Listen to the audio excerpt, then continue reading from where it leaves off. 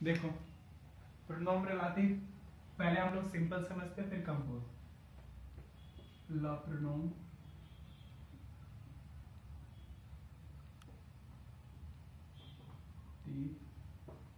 Sample. Basically प्रोनोम relative sample और compose दोनों mix आ रहे हैं और दोनों सेंटेंस में आ रहे हैं। तो अभी बहुत इजी हो गया आपके लिए सारे चीज इसमें। सबसे पहले की ये हम यूज करते हैं सब्जेक्ट के लिए, मतलब सेंटेंस में जब आपको सब्जेक्ट की जरूरत पड़ेगी। जैसे सपोज यहाँ पे सब्जेक्ट है, वर्ब है, ऑब्जेक्ट है, फिर यहाँ पे आपको चेंज करना है, फिर सब्जेक्ट है, वर्ब है और ऑब्जेक्ट है। आपको लगता है कि आपको सब्जेक्ट रिप्लेस करना है तो आप फिर उस कंडीशन में की को यूज कर सकते हो, ठीक है।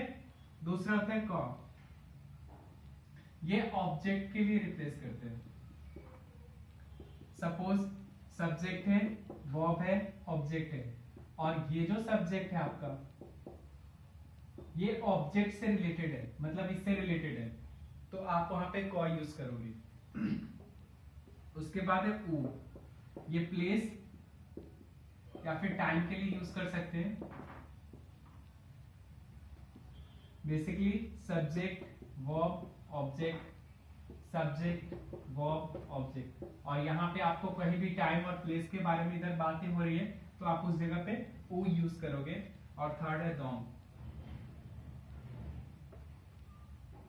इसको बेसिकली सिंपल अबाउट के सेंस में यूज करो। तो ये है आपका सिंपल स्टेटमेंट। लेकिन सेंटेंस में आएगा तो कैसे यूज करोगे उसके लिए मैं एक बेटर ऑप्शन आपको बताता हूं। देखो कैसे यूज करोगे उसको। यहां पे क्या करना है, जैसे मान लो आपको सेंटेंस में ये मिलेगा, जैसे सब्जेक्ट दिया हुआ है, वर्ब दिया हुआ है और ऑब्जेक्ट दिया हुआ है। यहां पे फिर सब्जेक्ट होगा, वर्ब और ऑब्जेक्ट। वर्ब से पहले आप एक चीज देखना, यदि यहां पे सेओ दे रिप्लेसमेंट है, मतलब लॉ, ला, लॉ और ले दिया हुआ है, तो आप उस कंडीशन में कॉ यूज करोगे, मतलब यहां पे कॉ यूज होगा, ठीक है। और ये जो ऑब्जेक्ट है ये पूरी तरह से कट जाएगा सेओ दे। मतलब सेंटेंस में जैसे मैं एक एग्जांपल देके समझाता हूं, से यून तेले, ठीक है, और यहां लिखा है ज ला रगा, ठीक है। अब हमें यहां पे सेंटेंस तो दे दिया, अब मुझे इससे पता चल गया कि यहां पे रिप्लेसमेंट क्या है, सेओ दे है, तो मैं इसको ऐसे कट कर दूंगा और अब मैं क्या करेंगे, से यून तेले को जोरागा। बस वो वाले पार्ट, सिर्फ सेओदे के पार्ट कट जाएंगे। तो याद रखना हमेशा कि वर्ब से पहले यदि सेओदे आता है तो उस कंडीशन में आपको कॉ यूज करना है, ठीक है। और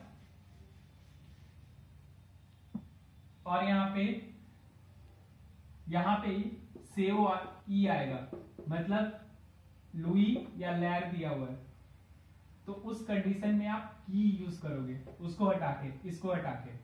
जैसे इसको हटा के कॉ यूज करोगे, उसी तरह से लुई और लैर को हटा के की यूज करोगे।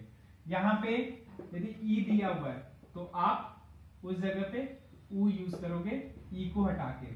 और यदि ओ दिया हुआ है तो फिर आप डोंग यूज करोगे, इसको ई एन को हटा के। ये सेंटेंस में है, जब आपको वर्ब से पहले ये चीज मिलेंगे तो वो दोनों सेंटेंस को जोड़ने के लिए यहाँ पे इसके लिए कॉ, इसके लिए की, इसके लिए ऊ और इसके लिए डोंग, ये आपको यूज करना है और दोनों सेंटेंस को मिला देना है और जो ये दिया हुआ गिवन उसको वहां से हटा देना है। यहां तक समझ में आया सबको या नहीं आया? निकिता आया समझ में? सीओ के साथ कॉ यूज करना है, ओके। सीओई के साथ की यूज करना है, ई के साथ ऊ यूज करना है, ओ के साथ डोंग यूज करना है, ओके। अब ये तो हो गया प्रोनोमिनेटिव सैंपल। कंपोज बताते हैं और दोनों का मिक्स बताते हैं, ठीक है। ये एज कंपेयर पहले बहुत टफ था जब आपको फिल इन द ब्लैंक्स में आता था, बट अभी सेंटेंस में तो बहुत इजी हो गया एज कंपेयर। देखो आप यहाँ पे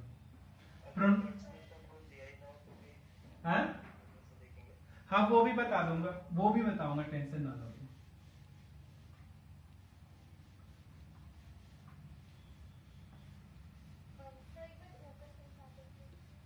क्या? हाँ 1 मिनट रुको, इसका शॉर्ट फॉर्म एक बताने दो मुझे। देखो की क उ दो, मान लो कुछ गिवन नहीं है तब क्या करोगे, क्वेश्चन ये था, ठीक है। हमेशा याद रखना कि ये सब्जेक्ट से रिलेटेड है। तो अब सबसे पहले एग्जाम में क्या हो रहा है कि दोनों मिक्स आ रहा है, सिंपल भी आ रहा है, कंपोज भी आ रहा है। तो कंपोज को पहचानना अब सेंटेंस में बहुत इजी हो गया आपके लिए, तो आप निकाल लोगे उसको। मैं बता दूंगा कैसे ट्रिक्स में निकालते हैं, अभी जब मैं कंपोज सिखा के इसको आने वाला है तो बता दूंगा मैं। एक्चुअली क्या होता है, जब दोनों मिक्स रहेगा ना, तो ध्यान देना, सब्जेक्ट होगा, वर्ब होगा और ऑब्जेक्ट होगा। यहां पे ऐसे करके दिए रहेंगे, फिर यहां सब्जेक्ट होगा, वर्ब होगा और ऑब्जेक्ट होगा। हमेशा याद रखना दो चीजें क्लियर करनी है इन दोनों को बाहर निकालने के लिए, कि कंपोज है या फिर सिंपल है। ये कैसे पता चलेगा, इसके लिए मैं आपको एक आइडिया बताता हूं। देखो सबसे पहले ये देखना कि इस वाले सेंटेंस में, दूसरे वाले सेंटेंस में प्रेपोजिशन कहां है, और प्रेपोजिशन के बाद जो ऑब्जेक्ट है, सिर्फ ऑब्जेक्ट, वो ऑब्जेक्ट इसके ऑब्जेक्ट से मिल रहा है क्या। मतलब सेंटेंस में एक चीज मैं बताता हूं, जैसे मैंने यहां लिखा से और ज्यादा, और यहां ऐसे लिखा हुआ है जू आवेग मेजामी दो ल ज्यादा सौ ज्यादा। अब हमें ये पहचानना है इसमें कि ये सिंपल है सेंटेंस या कंपोज का है। तो सबसे इजी तरीका मैंने बोला, दोनों सेंटेंस, इस सेंटेंस का ऑब्जेक्ट पहले निकालो। तो इस सेंटेंस का ये ऑब्जेक्ट है, निकल गया। दूसरा बोलता है कि इस सेंटेंस में प्रेपोजिशन निकालो, तो इसमें प्रेपोजिशन आवेग है और दूसरा दो है।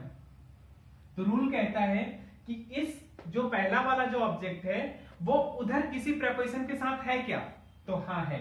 ये जो ज्यादा है वहां पे ये ज्यादा दिख गया, तो प्रेपोजिशन भी मिल गया और वो ऑब्जेक्ट रिपीट भी हो गया। इसका मतलब प्रेपोजिशन के बाद, प्रेपोजिशन के साथ जो ऑब्जेक्ट उधर रिपीट होता है, इसका मतलब ये हो गया कंपोज। और यदि ये चीज नहीं मिलता तो फिर क्या हो जाता है, वो सेंटेंस सिंपल रहता है। तो आपको इस रूल से बनाना होता है। कंपोज में हमेशा याद रखना, आपको इस तरफ पे प्रेपोजिशन प्लस ऑब्जेक्ट जो मिलेगा ना, उसका ऑब्जेक्ट पहले वाले सेंटेंस से डायरेक्ट कनेक्ट करता है, ठीक है, तो ही वो कंपोज हो सकता है, अदरवाइज वो कंपोज नहीं होगा।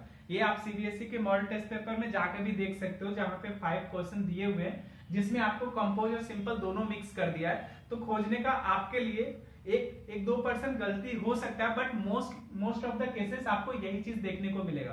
प्रेपोजिशन के पास जो ऑब्जेक्ट होगा वो इधर के ऑब्जेक्ट से रिपीट कर रहा होगा, तो आप कंपोज में बना दो। और इसको बनाना बहुत इजी है, इसी वाले प्रेपोजिशन को उठा के सबसे पहले यहाँ पे लिखना और इसके अकॉर्डिंग लाके लगा देना। तो ये बहुत इजी हो गया बनाना, बट इसमें थोड़ा सा दिमाग लगाना। यदि आपको क्लू वर्ड नहीं मिलता तो, जो अभी इससे पहले मैंने बताया, तो उसमें जब क्लू वर्ड नहीं मिलेगा तो क्या करोगे।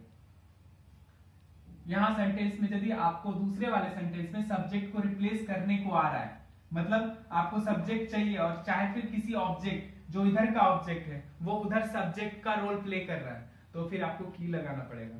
यदि इधर का ऑब्जेक्ट सब्जेक्ट के जगह पे है, ठीक है, और रिप्लेस नहीं हो रहा, तो फिर कॉल आएगा। इधर सेंटेंस में कई टाइम और प्लेस की बातें हो रही तो ऊ लगाना पड़ेगा, और अबाउट के सेंस में जाएगा तो डोंट लगाना पड़ेगा, ठीक है। तो क्लू वर्ड, इसके जो क्लू वर्ड है वो आपको ये डायरेक्ट सेओ ई से रिलेट करता है, ये आपको सेओ दे से रिलेट करता है, ये आपको ई से रिलेट करता है और ये आपको ओ से रिलेट करता है शॉर्टकट में, यदि आप ऐसे पहचानोगे तो।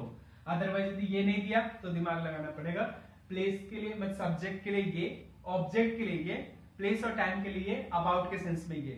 प्रोनोम रिलेटिव कंपोज कैसे पहचानेंगे, तो उसके लिए सिंपल है, ये जो इधर वाला ऑब्जेक्ट है वो उधर वाले ऑब्जेक्ट के साथ में क्या होगा, रिपीट होगा प्रेपोजिशन के साथ। और इसमें कुछ नहीं करना आपको, प्रेपोजिशन को, वही प्रेपोजिशन को उठा के पहले ले आओ और इसके अकॉर्डिंग लॉकेल ला के लगाओ, जो अभी मैं आपको कंपोज समझा रहा हूँ कि कैसे बनाते कंपोज, तो वो एक बार देख लो। देखो उसमें क्या करना आपको,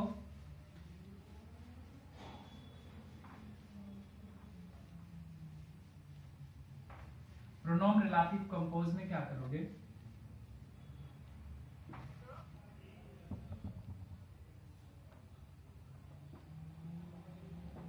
इसमें प्रोनोम रिलेटिव कंपोज में दो प्रेपोजिशन आपके पास है ऑलरेडी, आ और द। यहां पे लॉकेल, लाकेल, लेकेल और लेकेल, ये आप मैस्कुलिन सिंगुलर के लिए लगाओगे, ये आपका फेमिनिन सिंगुलर के लिए आएगा, ये मैस्कुलिन प्लूरल के लिए और ये फेमिनिन प्लूरल के लिए। अभी जो एग्जाम में आ रहे हैं, और एग्जाम में वो आ रहा है आपका सेंटेंस रिलेटेड, कुछ नहीं करना है, यहाँ पे सब्जेक्ट, वर्ब और ऑब्जेक्ट, ठीक है। इस ऑब्जेक्ट पहले वाले सेंटेंस में जो ऑब्जेक्ट है उसके अकॉर्डिंग आप इसको लॉकेल लाकेल डिसाइड कर लो क्या लगाना आपको, ठीक है, और वो यहाँ पे लिखो। और इधर जो सब्जेक्ट है वर्ब प्रेपोजिशन प्लस ऑब्जेक्ट, तो इधर आपका प्रेपोजिशन प्लस ऑब्जेक्ट, ये दोनों कट जाएगा क्योंकि ये जो ऑब्जेक्ट है वो दोनों एक ही है, जो जेंडर यहाँ है वही जेंडर यहाँ है, तो आपको प्रेपोजिशन उठा के पहले यहाँ पे लिखना है और लॉकेल लाकेल इसके बगल में लिखना है। अब मैं एग्जांपल देता हूं, जैसे मैंने यहां भी लिखा से, यून, वेल, वील, और यहां मैंने लिखा है जाबित, दो, सेट, वील, ये लिखा हुआ है, ठीक है। अब क्या करना है मुझे ऑब्जेक्ट तलाशना है, तो ये हमारा क्या है, फेमिनिन सिंगुलर, क्योंकि ब्यूटीफुल सिटी, यहां भी सिटी दिया हुआ है, तो प्रेपोजिशन के बाद ये दोनों मिल गया। प्रेपोजिशन के इंपॉर्टेंट एक चीज ध्यान रखना, आपको आर्टिकल और एडजेक्टिव से कोई मतलब नहीं है, ऑब्जेक्ट ऑब्जेक्ट सेम होना चाहिए। हो सकता है यहाँ पे ला हो, लौलाला के साथ डेफनी के साथ शुरू हो, इधर पॉजेसिव हो, कोई फर्क नहीं पड़ता, ऑब्जेक्ट सेम होना चाहिए, ठीक है। बाकी चीजें का कोई डिफरेंस नहीं है, ऑब्जेक्ट सेम है, प्रेपोजिशन के साथ ऑब्जेक्ट सेम होना चाहिए, ठीक है, तभी कंपोज में आएगा। ओके, तो आप क्या करोगे, पहले वाले सेंटेंस को एज इट इज कॉपी करो, से, यून, वेल, वील, ये कॉपी कर दिए, कुछ नहीं करना, इस प्रेपोजिशन को उठा के इधर लेके आओ, दो, और ये फेमिनिन है, अब ये प्रेपोजिशन के बाद सारा कट जाएगा, और इसके अकॉर्डिंग यहां से लॉकेल, तो ये फेमिनिन था हमारा ऑब्जेक्ट, तो यहाँ पे हम लाकेल लिखेंगे, और उसके बाद जो बचता है वो पूरा कॉपी हो जाएगा, जाबी। आ समझ में, निकिता, संस्कृति, कंपोजर समझ में आया कैसे बनेगा सेंटेंस में।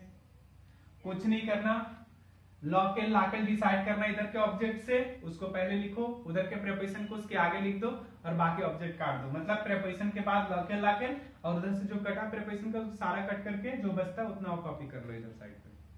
निकिता समझ में आ रहा है?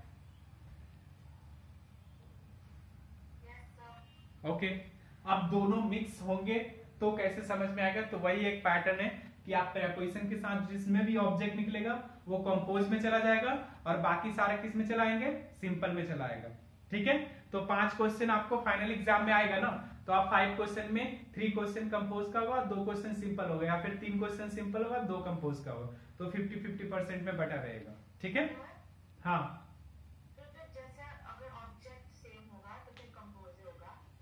प्रेपोजिशन के साथ ऑब्जेक्ट सेम होना चाहिए, वरना सिंपल, ठीक है। आ रहा है समझ में?